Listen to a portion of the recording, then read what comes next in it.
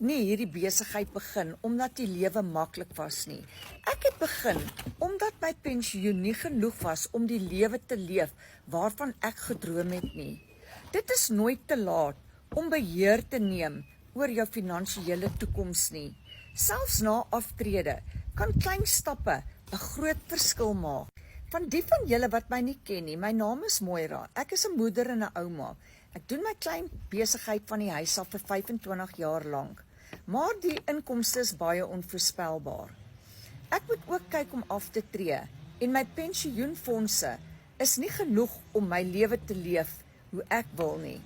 Daarom het ek besluit, ek moet iets doen en dit is toe ek met my aanlyn besigheid begin het. Dit het nie gegaan om oor ryk te word nie. Dit is net om vir my bietjie vryheid te kan gee om met my kleinkinders te spandeer en ek hoef nie elke sent om te draai nie en oor te bekommer nie. Vandag verdien ek 'n ekstra inkomste van die huis af en ek werk net 'n paar ure. Ek het nuwe selfvertroue opgebou, nuwe vaardighede geleer en ek het bewys, dit is nooit te laat om weer te begin nie. As ek dit kan doen, kan jy ook. Kommentaarvryheid, as jy jou pensioen wil aanvul en die lewe wil leef waarvan jy gedroom het.